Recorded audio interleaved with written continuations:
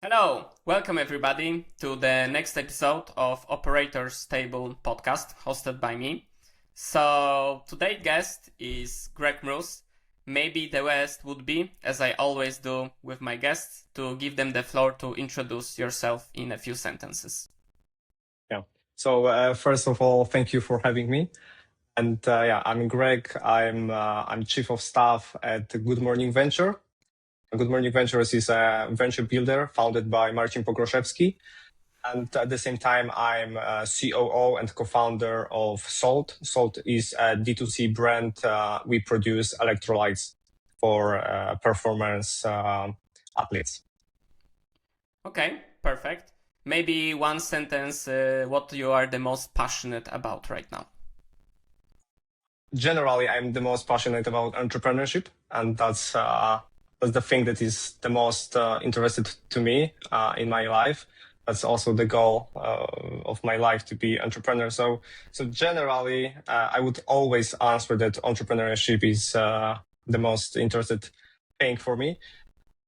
So as part of being entrepreneur now in SALT, I'm passionate about just operations and solving problems at SALT. Like every day we have different problems, so I have to be passionate about that because that's part of my job. So problems, solutions, and pushing forward. Okay, and I know like what SALT is doing, but maybe first you can give a little bit of overview. What is SALT? What the company is selling for who? Yeah. So generally, the idea is very basic. To be honest, it's just D2C brand. We manufacturing and selling sachets with electrolytes. The difference between us and our competitors in Poland and also in European Union. I mentioned European Union because we are scaling to European Union markets right now. So we have to also take them into considerations. So the difference is that we sell a high amount of sodium in one particular sachet of our product. The difference because mostly in many brands you have very little of sodium, and generally the doses of electrolytes are pretty low. That's the difference. In SALT, we are proud of selling salt in our electrolytes. Plus, we have also potassium and magnesium. The whole ingredients list is very short. We sell only things that are really needed for athletes because we are selling for athletes. Mostly, of course, everyone can use salt, but we believe that that product is mostly for athletes after training, during training. So if you go on a gym, if you are after like boxing or after cycling, you should hydrate yourself because you have lost a lot of electrolytes during a training session. So you just have to hydrate, and and that's why we are producing salt, and it's going very well. So it's also good. Okay, perfect. Mostly I'm talking with either founders associate or chief of staff that are working in like B2B SaaS type of companies or like in some AI native agencies. But with you, it's a new case. It's like building basically for customers. So maybe you could tell me a little bit how, in your opinion, working for like a brand that is selling for customers, like single customers, is different than selling typical B2B SaaS. And I don't know, what are maybe the main differences and challenges that go with this model? Yeah, so exactly like you said, we are selling for individuals. We don't we kind of also cooperate with B2B in terms of like retailers. We, of course, the final customer is the individual. However, when we sell to retail, we have to deal with huge retail chains. So it's also part of this business. But yeah, the final customer is an individual. We have to take into consideration their needs, how their behavior, how they act, what they need, what they like, where exactly they would consume our product, what time, etc. So the persona is totally different than in B2B. What does it mean? The go-to-market is totally different. So of course, probably some approaches are similar in terms of for example, doing Google advertisement or generally paid advertisement. Both B2B and B2C, they should do it to acquire as many customers as possible. However, in B2B, I would guess because I have never worked in B2B environment for a long period of time as chief of staff or founders also. Also, I didn't founded any venture in B2B. However, as part of B2C, I see how important it is to understand your customers and building stuff that they are using every day. It's not like making their productivity higher. Like when you sell tools, probably it's mostly about productivity, like doing something quicker, doing something simpler. In our case, we sell product that is helping them in terms of the health, regeneration, etc. So in that way, it's totally different. Okay. And what are your then, I don't know, maybe tricks or some strategies to keep the customer longer with you? Because in typical B2B space, you're buying subscription for a tool and you hope that, the customer with you will stay the longest and you can kind of predict the revenue, which is easier in terms of planning budget for the year, or like how many people you can hire or how many budget you can devote it, for example, in marketing, scaling, etc., etc. But with selling products to customers, usually it's a one-time payment. So it's also harder, to predict some demand and how the company could scale. So what is your answer in SALT for this? Yeah. So I don't know if it surprised you, but generally D2C brands currently are very data focused. So we analyzed almost every purchase. What is the source of the purchase? How long the customer stays with us? How much we make on one particular purchase, etc. So what is the cost of acquisition? We have to analyze that to understand all metrics.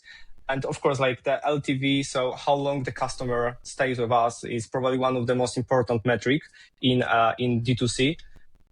Also, cost of acquisition is also very important because if you pay more for the customer, it's important for you that the customer will stay longer to make profit out of the purchase.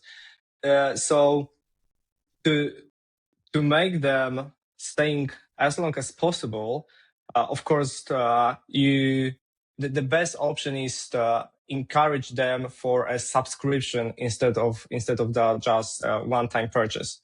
So in our case, our metrics for the subscription is very, very high. And it's because of the tools we use. The trick is, I would say, good extensions for Shopify that allow people that encourage them to buy in subscription, plus make the whole process smoothly and allow them to buy in the most convenient way. So, for example, in Poland, it's instead of paying by card, it's paying with a Blik, even for a subscription. And that also amplified the LTV, so how long the customers stay with us. So if the payment is smoothly, the chance that they will repeat is higher. So, but of course, there are typical ways to encourage people for staying longer, email marketing, adding some gifts, adding new product, promo codes, etc. But we believe, to be honest, at the end of the day, to encourage people to buy your product, you have to deliver something that is really important for them. And in our case, it also has to taste for them. The flavor has to be at least good enough to that they like it. And in our case, we also promise them that it works. Like it's obvious that electrolytes works, especially if you are after hard training, so you need to hydrate yourself. But we also we trust that the amount of electrolytes we provide is the best one. So for average, of course, because it depends on the person. But in average, we believe that what we provide is the best amount. And that's important, I would say. Like they just have to like it. They have to believe that your product is right for them. Okay. And beside working as a co-founder and being focused on operations in SALT, you mentioned before also that you are chief of staff and Good Morning Ventures. Could you tell me a little bit what is the company about and like what it means to be a chief of staff in kind of like a venture building company? Yeah. So Good Morning Ventures is a venture builder founded by Martin Pogroszewski. It's his own investment vehicle. He invests in startups in Poland and in US. In the US, by this company.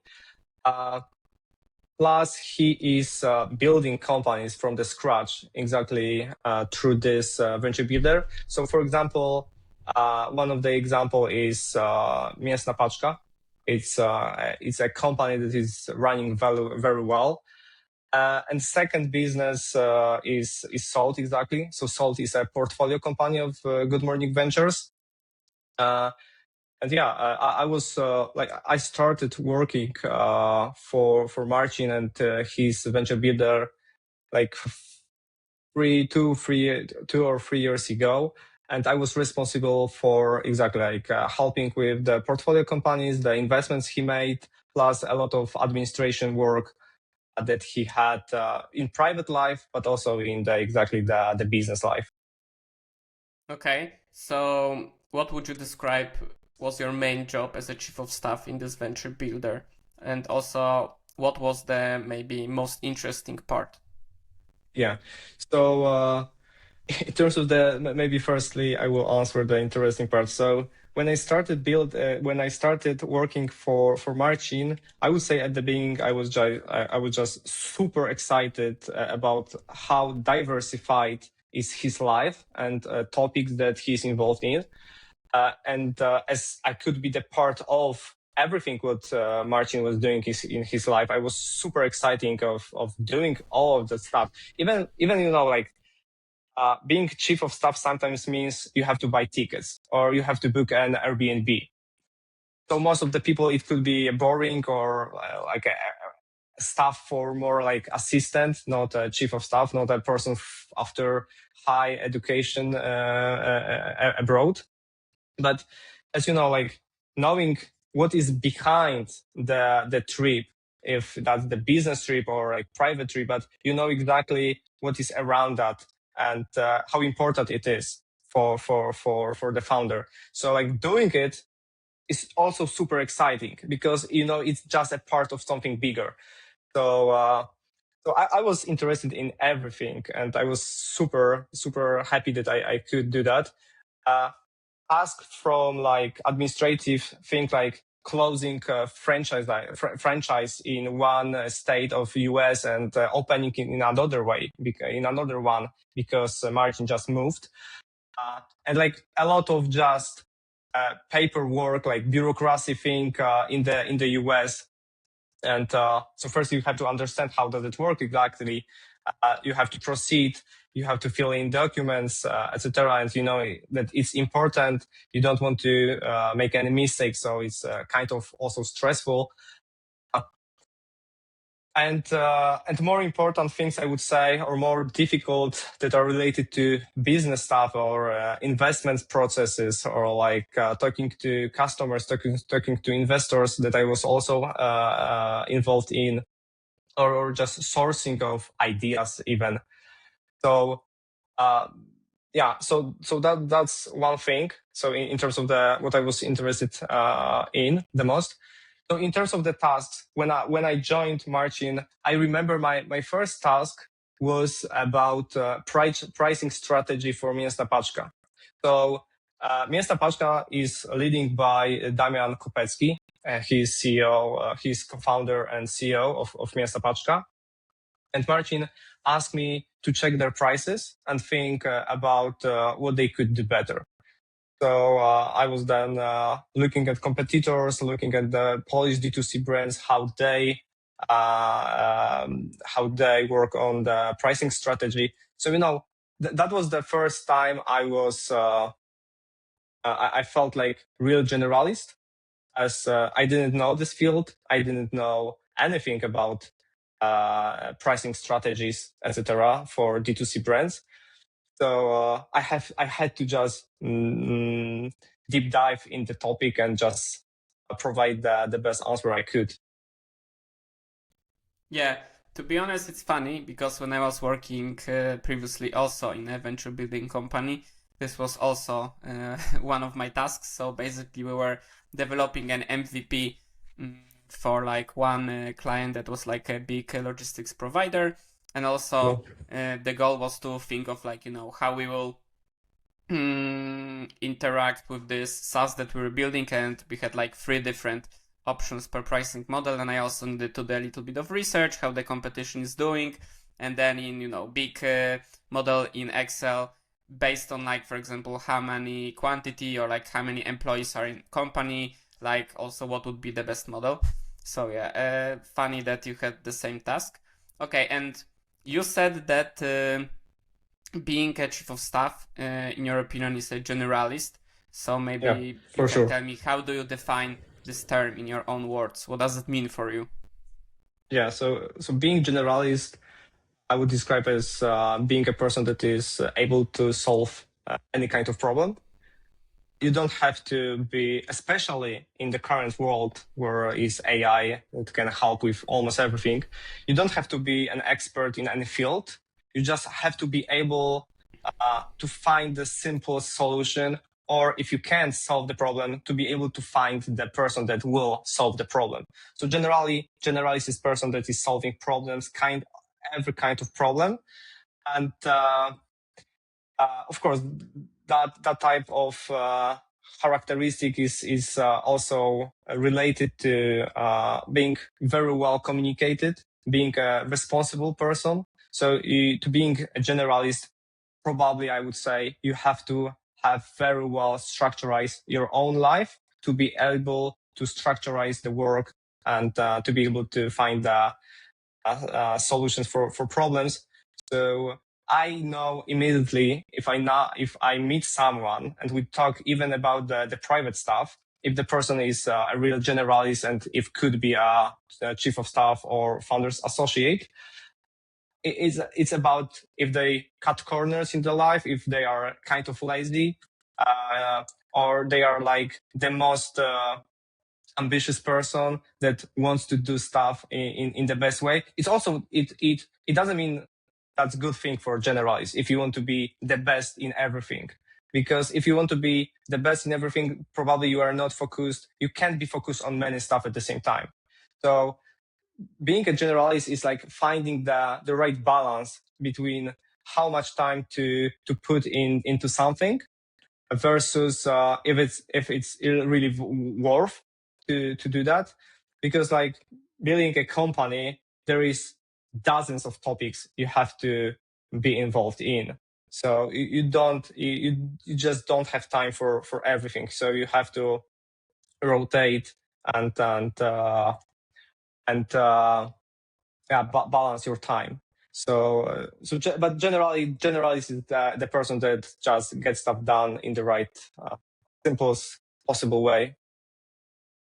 Yeah, I agree. I think what I will add to your answer is that while you're a generalist, as you said, you need to kind of learn quickly and come up with the solutions for the problems. But as you said, it's also important to know where to put this effort in, because you can spend, I don't know, half a week learning something that you've never done before, but maybe it's easier just to ask in the team if somebody has bigger experience and can help you, Because of course you can learn everything, But for example, speaking from my experience, there are stuff that I just know that would take long for me to learn. Like for example, I don't know, software engineering. To be honest, probably could learn programming, but probably it's easier, I don't know, to buy the skills, acquire on the market, or for example, ask some senior person close to me. So I generally think that generalists are the people that need to be interested in a lot of stuff, because like if you are just interested in getting knowledge, you are seeing different stuff from different areas, then it's also for you and easier to connect the dots, which at the end allows you to come up quicker with the solution. Okay, I think you mentioned also at the beginning, and I will I would add one thing in terms of the tools. Of course, you don't have to learn everything, be an expert in using particular tool, but it's important that the ability to learn the basics of any tool, any stuff in just a 1 weekend, to be able even like share the problem to someone else that can use the tool more advanced. But to be able to understand using even the basics of for example, like Cloud Code in 1 weekend, or and like triple whale for marketing data analysis. So so the ability to learn quickly, not on the expert level, but just to the basic level. Do you think this skill of learning, being generalist and quickly connect the dots and learning stuff, is coming like when a person is born, or it's like a trait that you just come up, or it's something that you think you can develop over the time? Difficult question. I would say that's a good question, really. I think you need to have some, of course, it's a huge part of this position is like your mindset, your skill set that you developed during your career or just education. However, there are like indicators, I would say, that state if you can be the really good chief of staff or founders also, and that characteristics, I think there are like you're born with them, or like they are coming from your childhood, how you were raised by your parents, with who you attend to school, etc. So it's about like responsibility, or it's about communications. So you have to be communicated well. You have to, for example, if, for instance, if someone is scared of answering the phone or like making phone calls, I would say that's probably a kind of red flag for being chief of staff or founders also. So, and that thing I believe is something that you don't born with that. You were raised by your parents probably in the way how brave you are. So it's a mix of what you can develop during the whole education and career, plus what kind of character you have. Okay, you mentioned now that like this skill or this trait is similar either for chief of staff or founders associate, but from my experience, these are kind of the similar positions, and even sometimes founders mix them if they want a founders associate or chief of staff, or like they don't even know what they want. They want somebody like the right hand operator that will work closely with them and take a lot of their plate. But in your experience and your opinion, what are the main differences between founders associate or chief of staff? So yeah, in my career, I was both founders associate. It was in a crowdfunding platform many years ago, and even like we didn't name the role founders associate, but that was kind of the position. And then I worked as, and I still working as chief of staff at Good Morning Ventures. So I know both positions, and of course this vary from different companies. it's different for B2B company, and at the enterprise level, different totally if you work for a early stage startup. But I would say like the main difference I would mention as the ownership. So and of course the scope of the task. So founders associate, I would say, is more like the right hand of the founder, and is responsible for like making the life of founder as simple as possible, and enable for them to be focused only on startup. So in terms of like the private stuff or the stuff in the company that just are a rumor, kind of a rumor for founders, and is not helping with, it's so easy to be busy with like things that are not like pushing you further, you or your company. And the role of founders associate is just cleaning the space, like enable to for founder to be just focused on what really matters. And chief of staff is kind of also like the fundamentals are very, very similar. So also like it's like making the business a space that is just growing, and the founder plus different people as well can focus on things that enable them growing the company. So founders also is mostly connected to founder, when chief of staff is not only connected to founder, one person. Is the person that is like going around the whole company, looking at spaces where something could be improved, and is like connecting dots how to improve the thing.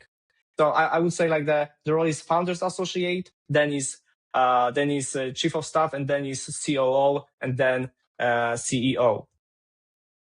Okay, thanks for that.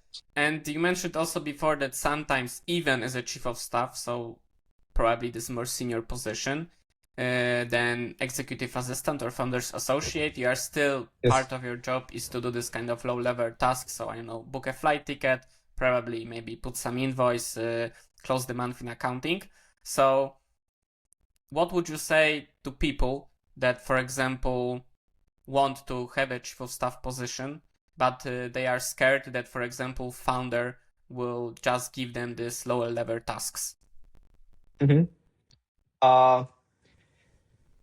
Of course, like you have to feel it if it's for you. So if someone feel like, I would say like one really important indicator, if you can be right founders associate or chief of staff, is, are you hungry for being entrepreneur? Are you hungry for being close to entrepreneurs?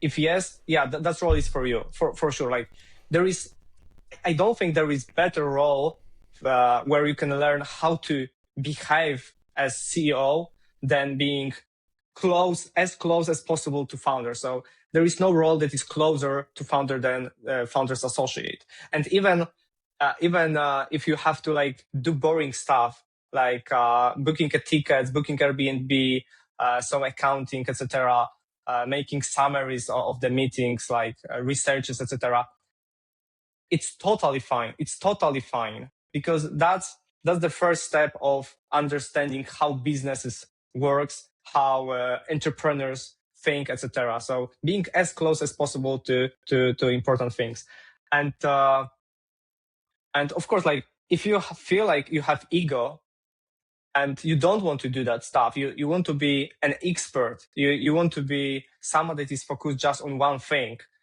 You want to be a specialist in marketing, for example, or a specialist of go-to-market. So don't think about like being generalist, being founders also. Like think about like learning skills for go-to-market, for being a good go-to-market specialist, and just go for it.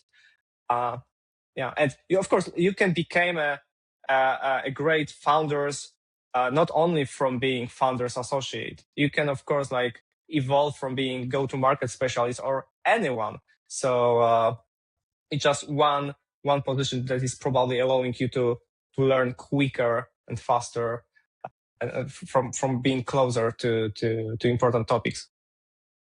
Okay.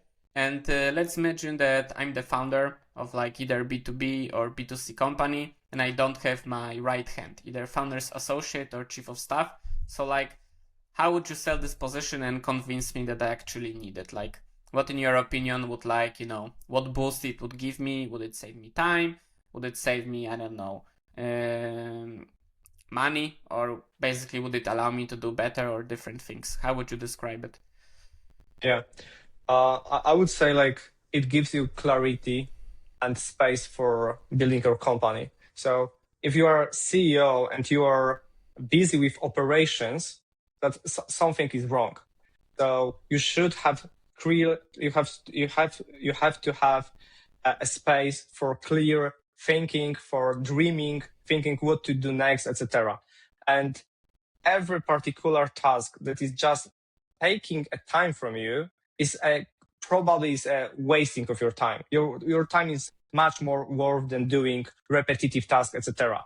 So plus also if you're a person that can trust someone else, giving ownership and responsibility and access to things like I can't believe being a founder's associate or chief of staff without permissions and accesses to tools, etc. Like imagine having someone that has the same access like you. The scope of knowledge is of course different, but the hungry for success is probably the same high, and is working with you, is a part of your team, and is working on their success with you. That's something that is like opening the gate for higher productivity. I would say like go for it, and probably having chief of staff and founders or founders associate is should be one of the first hire if you build a company, because it's very, like I said before, it's very easy to be busy with tasks that are not pushing company further. You are just doing it, like answering emails, writing summaries, or meeting with people, looking for hires, etc. And at the end of the day, like feeling like you work the whole day, but almost nothing changed. Like the company is still at the same place. You are just going through email, answering, sending emails to someone, forwarding, etc. It's not the core. It shouldn't be the core of your work. It's very passive style of work than active and like aggressive acting. Because as you are a founder, you need to be aggressive in terms of the active style of working. Okay. You mentioned that one of the main areas that either founder's associate or chief of staff is taking from the founder is operations. But I think that this term for a lot of people, it's like broad term, because sales pretty easy. Like you're on the calls, you're talking with clients, you're closing them. Marketing also, you create some posts, you're doing some paid ads, and you're generating leads and brand awareness. But like, what hides under operations, in your opinion? Of course, it depends on the scale of the company, because operations means something totally different in a huge enterprise. Like imagine 11 Labs. There are like operations consist of many different divisions, and it's not the same as in early stage startup like Salt, when where operations means mostly. I would describe operations as a department or a division that is enabling different departments working as well as possible, like the smooth as possible. I would say it's so. That's why many founders associate and chief of staff, they evolve into operations specialists or like executive or CEO, because it's the idea is very similar. So making the company working as smooth as possible, so different divisions can focus on their work. Okay, so is it something else beside? Because I think there are like, operations could mean both things. It could mean, as you said, all of this like interaction between teams, emails, communication, working, like style of work, how the company is interacting with different departments and within each other, the team members, and the whole like context of the company and the knowledge. And second thing, I think it's this pure kind of back office So administration, compliance, accounting, and on top of that, I don't know, hiring, finance, etc., etc. So like, does operation term cover all of these areas?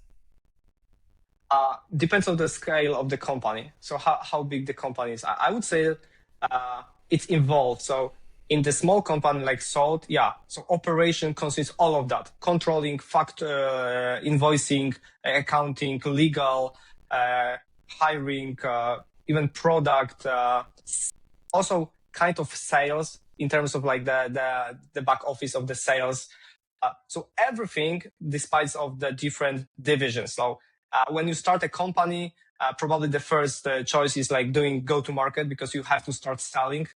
So go-to-market, so like a marketing is one of the division. Depends of the product. Depends on the product. So engineering department, you need someone that is coding. Or if you sell like a consumer product like Salt, then like a designer, so graphic the division, and everything besides different divisions is exactly part of the operations. And of course, that later on, how companies scaling this offices, like these fields are becoming an offices or divisions, or even separate the departments. So later on, of course, it's not part of the operation, but at the beginning, for sure. You mentioned before, and I'm trying a second time to ask you this question, that when I asked you about your passions, you said that entrepreneurship is your number one passion. And you also said that like, where you are talking with somebody, you can rather quickly evaluate if they would be or they are a good material for chief of staff or founders associate, because they are really put effort into what they're doing. They're interested with lots of stuff. So, and also that sometimes it came like, I don't know, from how they are raised by parents to what school they were going with, whom people they are surrounding when they're like, I don't know, young teenagers on kindergarten. So if you could do now a little bit of retrospection of yourself and think about your childhood and some memories, and where this passion for entrepreneurship and how it was created, what would you say? Yeah. Thanks for this question. So I can then think about my childhood, etc. I don't do that. So yeah.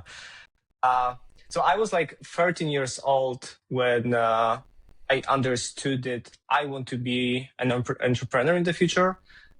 I was thinking like, probably it's easy. So if someone can be a lawyer, if someone can be a doctor, so I just want to be entrepreneur. I want to have own company, sell something or produce something.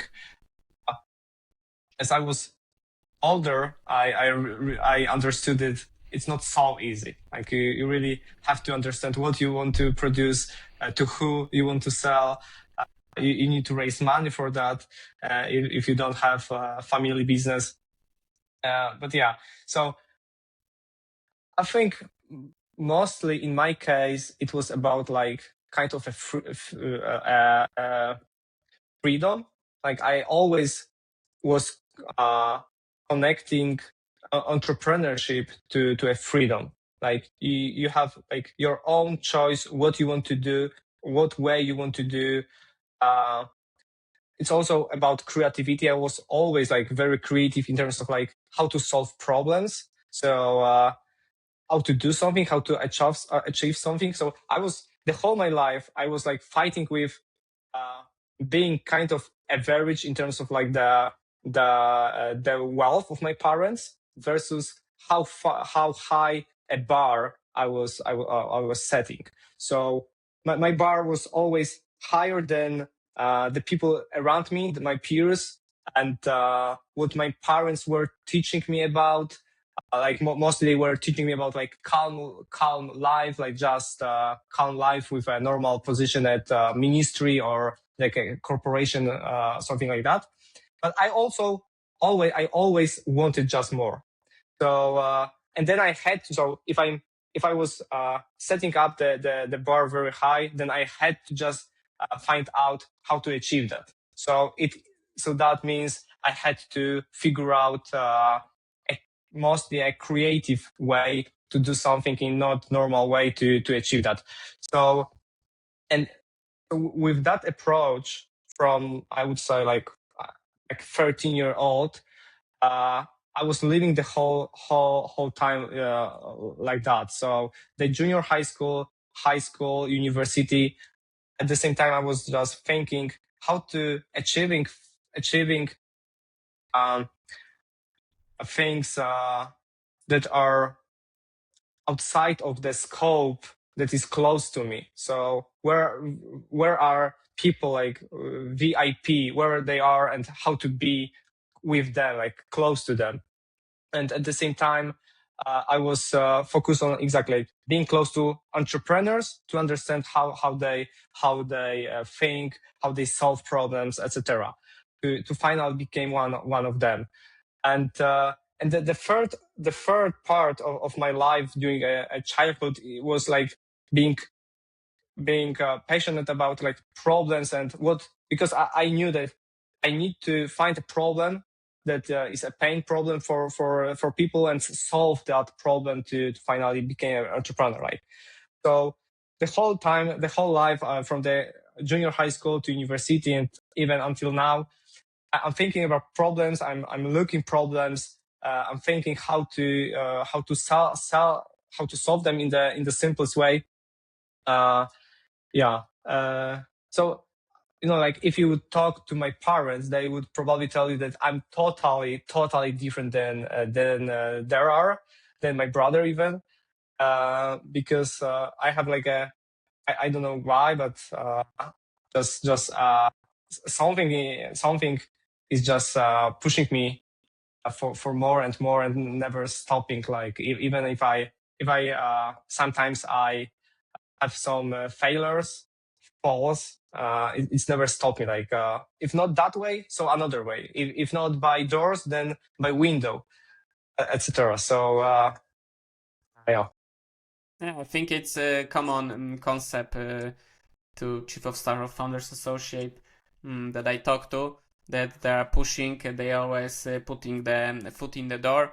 And even, for example, I don't know, if there is a startup and there is no position for founders associate or chief of staff, they'll just call or cold email founder every day just to get this position and show their expertise. If you are interested, in my case, this entrepreneurship passion, it came up a little bit later. I think I was around 16 or 17, and I don't know if you are familiar. In our audience, there was this big hype for streetwear in this time, like Supreme, Palace, this type of brands were getting popular, and also they were like doing the drops of their clothing, so they were like limited time, that like specific hour and specific day they were releasing, I don't know, new collection of clothes, and usually they were selling super fast, like I don't know, even under 10 seconds, like the best hoodies. So I got into it and I opened my first Instagram shop when I was in high school. But I found myself a niche because I already knew that like you can't sell everything to everybody. You should just focus on like the niche where you will have some type of advantage. So I quickly figured out that like I don't have time, money, and resources to compete with people who are buying these clothes. They are having their own bots. They are big companies with like lots of money, either from China or from Europe. So I focused on stickers.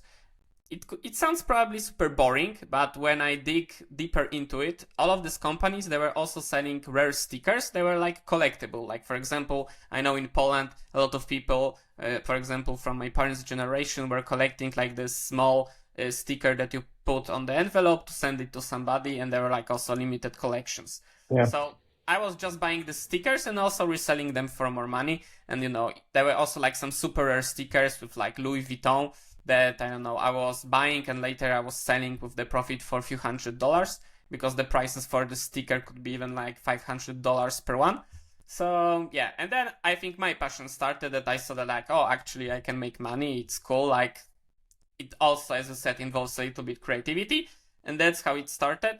So after I started my first job after coming from Erasmus, I went to like, corporation for like some graduate program, like everybody from my friends, which is like, I think a common thing to go to some big corporation, first thing after studies. But then not even finishing my graduate program, I said it's not to me, Then I thought a little, went for a few business conferences, and then I joined early stage startup in Warsaw also as founders associate. So yeah, I Yeah. think it's a common trait among people who go into these positions, that they quite early discover that they have passion for entrepreneurship, and also this position allows them to quickly learn how the founder thinks and how the company scales at the beginning. Yeah, yeah. Okay. Great story. I also like listening to stories of people that they became entrepreneurs by mistake, or they didn't even think about it, never like working in corporation, and just because something happened, they became entrepreneurs. That's super interesting. That the ways of becoming entrepreneurs, it's never so obvious. So everything can happen in your life, and sometimes it's kind of a luck. Yeah, so super story, and like every kind of entrepreneur, probably they have something interesting to say how they became entrepreneurs. Yeah, but I think one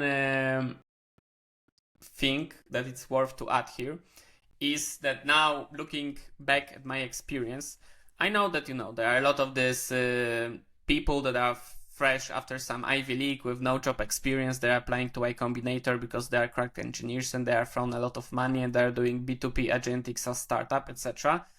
But I think it's really important to go to some job, even for like 1 or 2 years, and really learn some industry that you are passionate about, because as you said, then you are spotting more problems.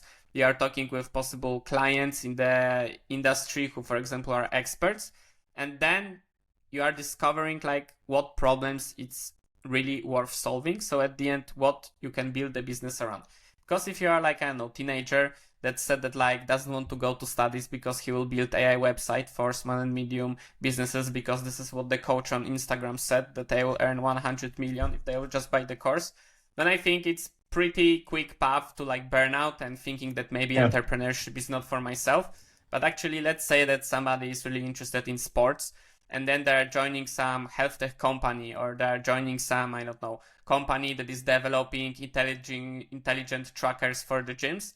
Then first of all, they will like learn a lot about the industry that they're passionate about, and also they will quicker spot the problems that maybe they are really worth solving.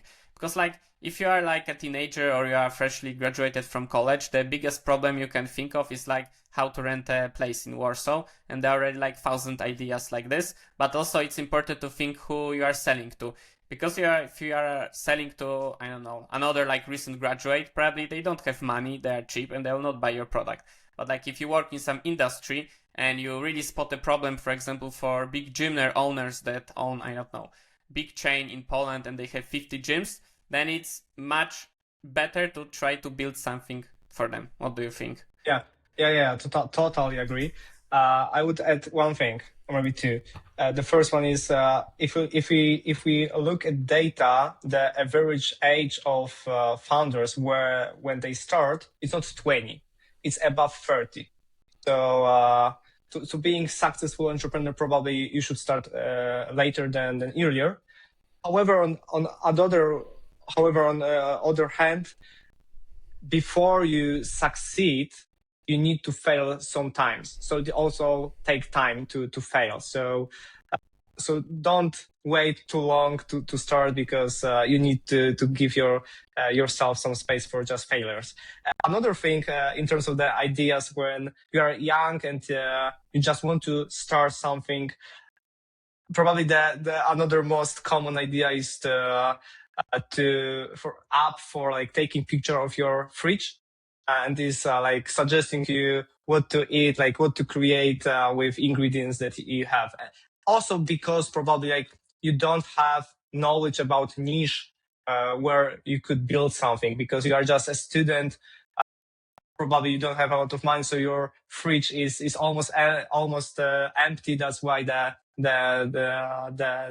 idea. Yeah, totally. Yeah, I agree. Like, of course, you can go either like the second side. So like you are not doing anything and you are not trying, because first you will think that you need 5 years of experience. Of course, you should try different stuff and learn different things. It will also help you to build this generalist mindset. And like, even like, I think the founder, it was like the Call AI app build something like you said. I also used it when you just take pictures with your phone on the food you are eating, and it automatically with AI calculates the calories, and then like I think he sold it for like good amount of money. So it's Yeah. also that you can't build for like a generic or like people when you are young around with. Okay, so Greg, now I want to ask you, because I think from what I remember that we talked about, that you also were founding your own startup before Yeah. you became a chief of staff at Good Morning Ventures. Could you tell me what was it? Yeah, I was studying entrepreneurship and innovation at Lund University. That was my master degree, my second master degree. My first I did here in Poland at Warsaw School of Economics. So I went to Sweden to learn about entrepreneurship. So the first part of studies is 1 year master degree. So the first half of the semester is about like theory of how to build companies, like how to start your own ventures, etc. Like some basics about accounting, legal, raising money, raising capital, like how to talk to customers, etc. And the second semester, the second part of the semester is about building, like hands-on, and just build your own stuff. So I came I came with the idea what I want to build, so I knew already. However, it kind of evolved when I just landed in Sweden and I saw the system for cans where we have exactly the same system in Poland. So you collect cans because you bought a drink, a beverage. So you have can, you can return and you get back some portion of the money. So they had in Sweden that system from many years already. So and it works very well. I would say like probably Poland will have that type of people that understand why it works that way, and it will be more structured as well as in Sweden in the future. So people were very happy about the system, like because Sweden is different in terms of the ESG, ecology, etc. So I understood that they really care about that.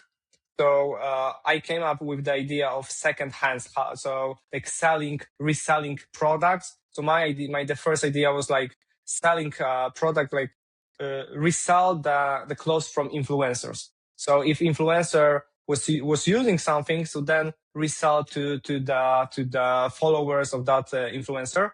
So I was evaluating the idea. So it was difficult to cooperate with influencers because some of them, the biggest, they had clothes for free. They got from brands and they couldn't sell it. They couldn't resell because they got it. So like the agreements didn't allow that. So then I thought about selling like the normal products, or like clothes from normal people.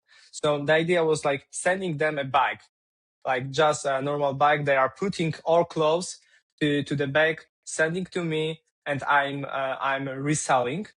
It was The idea was very nice. However, the competitor already exists in Sweden, Salty. So then I tried to a little bit pivot to maybe not a bag, but like reverse vending machine. So exactly like the cans machine where you just put can. So in my way, it was like putting clothes, like so textiles. So you are putting your old T-shirt or your old jeans to the machine. The machine was evaluating the textiles, the quality, the type of the textile material, and paying you back some part of the price. However, the idea was very complicated in terms of the manual work, because you have to. So one thing is you have to. The machine has to evaluate the product very carefully, very well, because what if someone wants to just steal money from you and will put something heavy to the machine to just get money. So security was huge part of the building the machines. So generally, building hardware is difficult. We were collaborating with companies that were able to build that kind of machines. We also were partnering with the engineering part of the university. But so building a machine was possible, 100% possible. However, what happens after collecting stuff in the machines is another huge problem to solve. So manual sorting of the product, taking pictures of the product and selling online these products. So it was, I would say, the idea was, and I still believe the idea will happen in the future, in terms of collecting textiles, giving second life to the textiles, not only reselling the product, but using textiles. So destroying your t-shirt to create another one from the material. But it also was part of the idea. So what we can resell, then resell. What we can't resell, destroy to create another product later.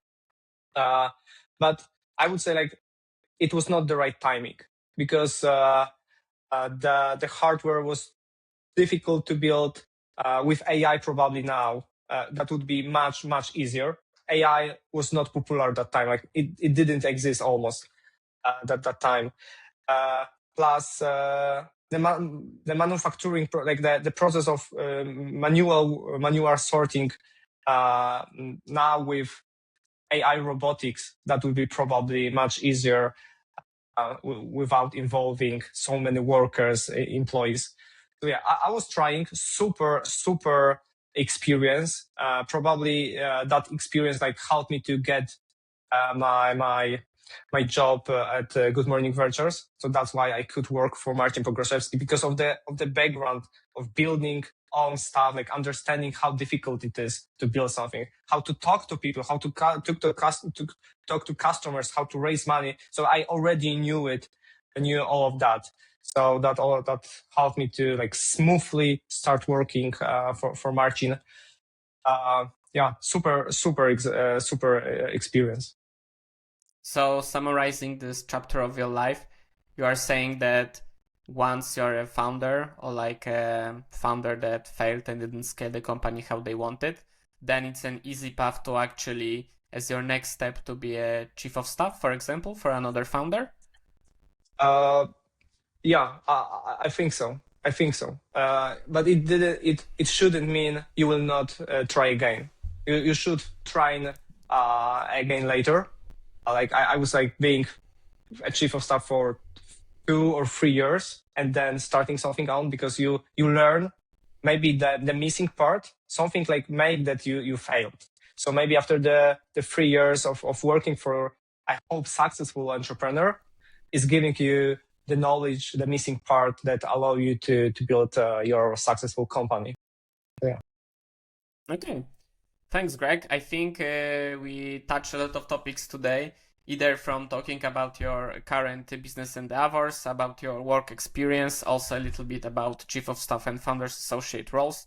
And we kind of came back in both of our childhoods and give a retrospection where our passion for entrepreneurship started. So maybe one last question for you.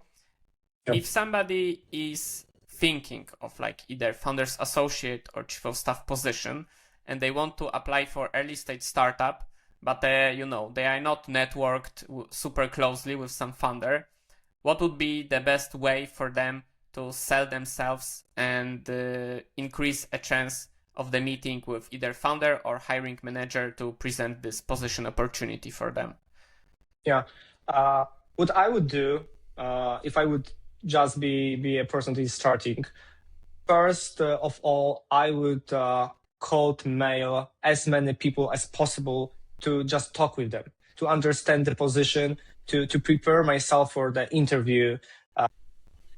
So talking to the current chief of staff, the current founders associates, even talking to founders, if you can reach them, online coffee or in-person coffee That's very helpful to structurize what the role is about exactly, how to think in this role. The second thing I would do is like just following people on LinkedIn to also like understand how they work, how they think. Probably I would focus on US, the US entrepreneurs, the US founders associate, chief of staff. Like it's obvious you have to follow the YC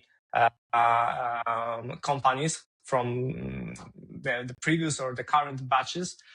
But yeah, so talk to people, learn how they think. With the AI, also try to build something, to have something to talk about. Like prepare yourself for being a generalist. So learn how to code, how to automate things, how to do go to market, because all of that will be necessary for being a good chief of staff. And that's probably the most important. Okay, perfect. If somebody has a question about either like, SALT, Good Morning Ventures, or for example, how is to work as a chief of staff or co-founder working in operations, such type of businesses, where they could find you to ask some questions potentially. Yeah, they can reach me on LinkedIn. I accept all my invitations. So Greg Mróz on LinkedIn, or they can just message me at greg@salt.pl. Okay, Greg. It was a pleasure having you. Thank you very much, and bye-bye. Thank you very much. Thanks.